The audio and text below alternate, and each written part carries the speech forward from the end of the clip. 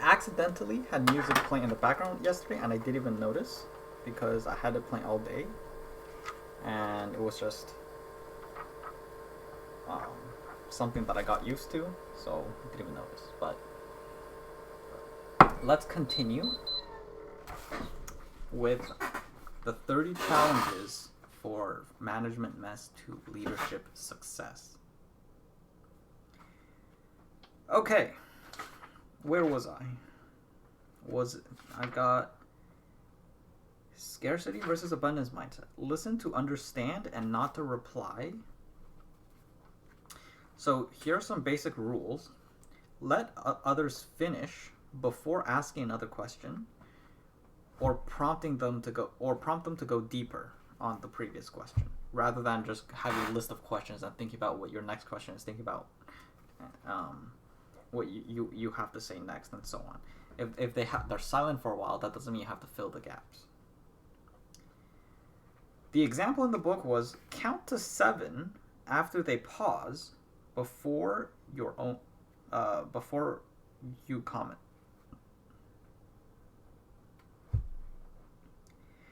The evaluating listener, the probing listener, the advising, and the interpreting listener. Okay, so a lot of the time when you're listening, you might be evaluating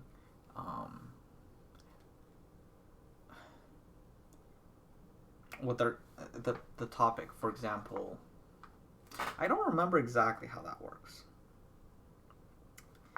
but let's say the example in the book was your friend comes to you with your dog died, with their dog died, and they were crying and everything. And I think the examples for the evaluating listener was something like, you can just get another one, or it was gonna happen eventually. The probing listener asks questions that are based on what they want to know, rather than ways that are questions where the answers are actually meaningful for the other person. For example, maybe you ask, when did it die? How did it die? What happened? Etc. Whereas if you pause and go, why am I asking these questions? It doesn't. The answer for him answering these questions won't actually help him. You can't actually do anything with those answers. So that's the probing listener. The advising listener is something like, I told you not to get that attached to the dog because it was gonna die anyway. Or now, here are the ways here's what you need to get over the grief, or whatever. That's the advising listener. And then there's the interpreting listener, which thinks about I don't remember exactly what the example for the interpreting listener was.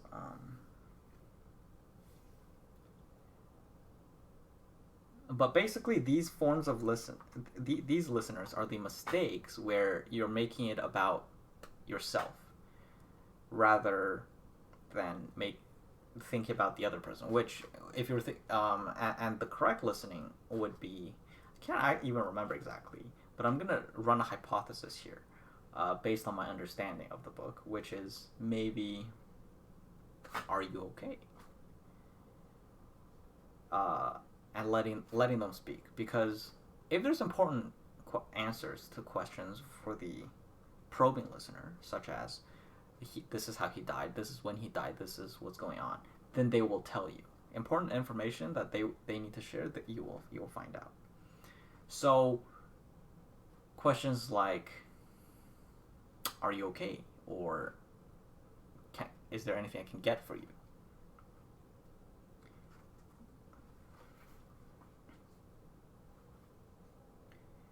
And then letting them decide what to say. Okay. Next challenge. Declare your intent. And the question that with it is, have you ever had incorrect intent ascribed to your actions? Why? So if someone else sees your actions and then decides or like thinks that this is your intention, but it doesn't match your actual intention, then it means you're not. That's usually a mistake from your end in not matching your actions with your intentions well enough. And my favorite quote from this chapter is, I have a lot of notes on this one chapter. So I'm going to go through these notes. And I'm going to start with my favorite quote, which is, "We judge ourselves by our intentions and others by their observable behavior." In other words, the key takeaway here is, if you want others to judge you by your intentions as you judge yourself, so that you don't have this discrepancy and feeling of unjustified indignation as being falsely accused or whatever, or you feel very imbalanced inside if you had good intentions but others, the results aren't great and others are questioning, have a different view of your intentions. So the takeaway is that you need to better perform actions that match your intentions, so that others will judge you when others judge you for your actions, they will judge you for your correct intentions, and you won't have the wrong intentions put onto your head. We judge ourselves by our intentions and others by their observable behavior. So special. So, you can have the best intentions in the world, but if your observable behavior doesn't, they can convey them, but if they don't carry them, even if your actions match your intentions, if those intentions don't reach the person you want those intentions to reach through your actions, then it's still a failure. And I'll give you a simple example. If you are, and this one is Mo Godad's favorite, which is, if you are overworking because you want to provide for your family, but your family would be happier if you worked less and they had a bit less money, but they had more of you. So you would better carry your intentions of working for your family if you yourself made yourself happier at your work or worked less. And the other thing about this is that if you find your work very stressful or draining, then the time that you are home, you're going to be a lot less pleasant. So your as Simon describes it, is you give your all to your work and then give your loved ones the leftovers. And usually by then you're going to be very a lot less pleasant and happy. Okay. Next, being open about your agenda can make you vulnerable, but allows others to have more context when judging you. So if when you perform your actions, you convey your intentions, then others can, one, they can match your actions to your intentions, and two, give you feedback if they don't match.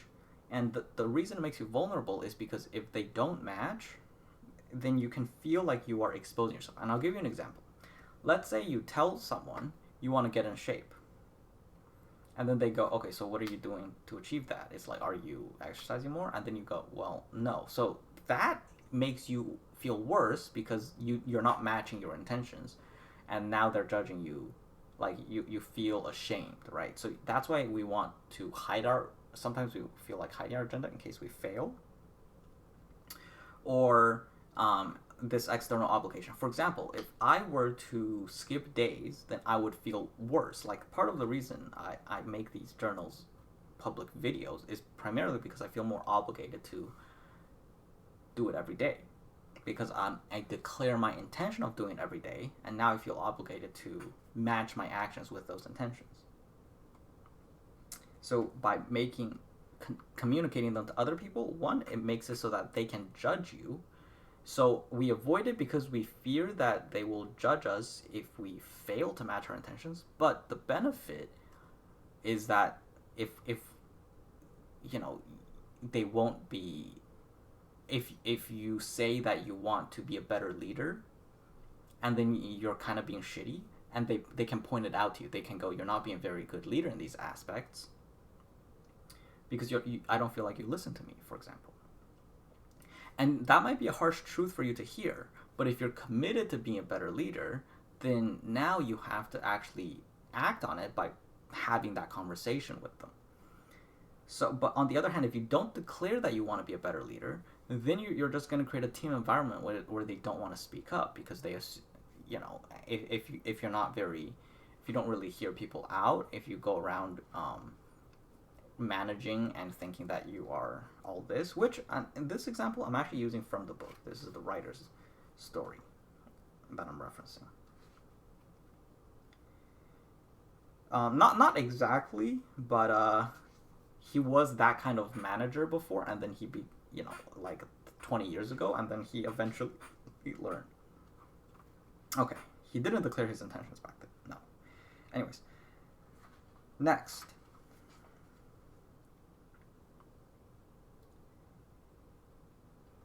Allows others to judge your goals in healthier ways and get better external feedback. Vital for mutual understanding. Also, if you declare your intentions, then you can understand, like other people can understand where you're coming from, and if you know.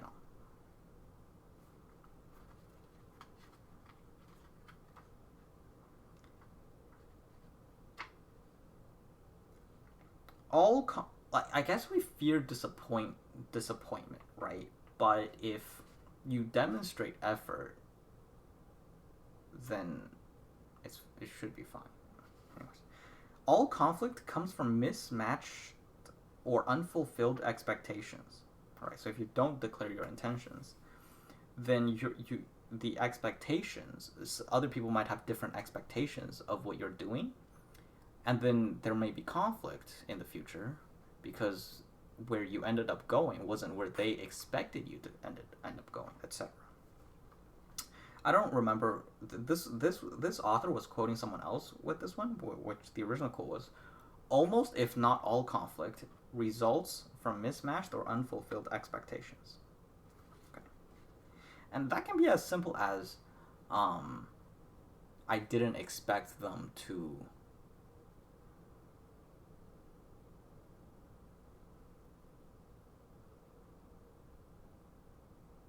left turn there when the light was still turning, and now I'm upset. Like, whatever it is, road rage, right? When you're upset, it's because you expect others to follow the same driving heuristics and follow the rules and tacit rules to the same level that you expect of yourself, and so you get upset when that expectation is mismatched. Or if you expect others to view the world or maybe view a political or controversial topic the same as you, then you get upset because that expectation is shattered. So if you just expect that these, whatever it is you agree on is going to be disagreed by other people, then it doesn't make you angry. I mean, you can still want to purport yours, but expectations. Do you make it safe or difficult for others to declare their intent to you? So, let's say someone intends to make a new application.